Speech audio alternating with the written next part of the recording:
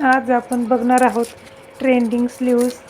तर आता इथे आपण सगळ्यात पहिलं तर मी पेपर कटिंग करून घेतलेलं आहे आणि आपण हे डायरेक्ट कापडावरती पण याचं कटिंग करू शकतो.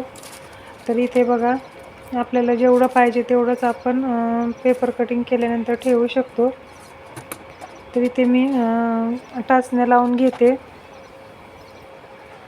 म्हणजे कापड सरकणार नाही, कारण कापड खूप सुळसुळीत आहे. तर इथे बघा, मी व्यवस्थित आता कट करून घेणार आहे.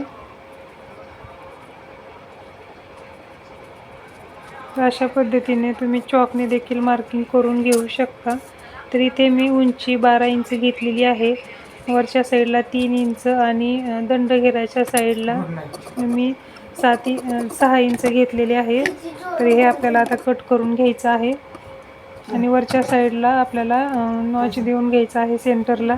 तर चला आपण स्लीव्ज आता स्टिच करायला घेऊयात. तर इथे आपल्याला खाली फोल्ड करून घ्यायचं आहे आणि एक टीप मारून घ्या अशी व्यवस्थित.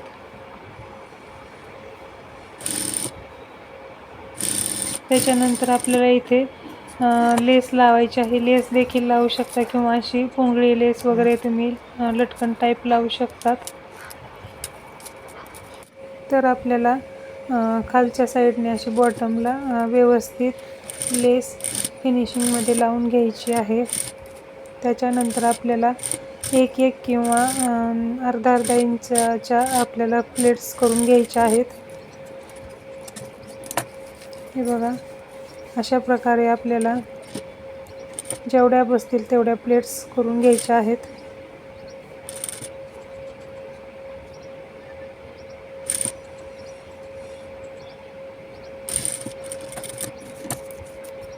या ब्लाऊज पीसचं कापड खूपच सुळसुळीत असल्यामुळे व्यवस्थित प्लेट्स दोन्ही साईडला सेमच करून घ्यायच्या आहेत.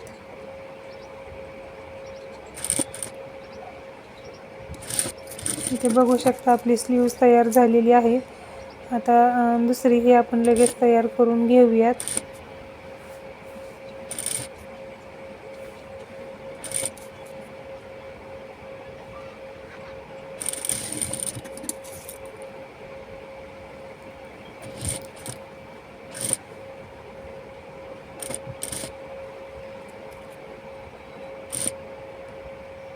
तर इथे आपल्या दोन्ही पण स्लीव्ज तयार झालेले आहेत. तर आता हे आपण स्लीवलेस ब्लाऊजला अटॅच करणार आहोत. तर प्रथम आपण 1.5 इंचावरती मार्किंग करून घ्यायचं आहे आणि त्याच्या खाली 2 इंचावरती मार्किंग करून घ्यायचं आहे.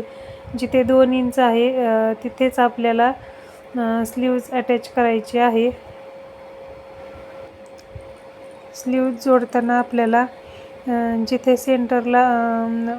सेंटर आहे तिथे आपल्याला प्लेट्स टाकून घ्यायच्या आहेत. तर आपण जे 3 इंच घेतलेले आहेत तर त्या 3 इंचाच्याच आपल्याला तिथे व्यवस्थित अशा प्लेट्स टाकून घ्यायच्या आहेत. तर इथे आपली स्लीव्ज जोडून झालेली आहे.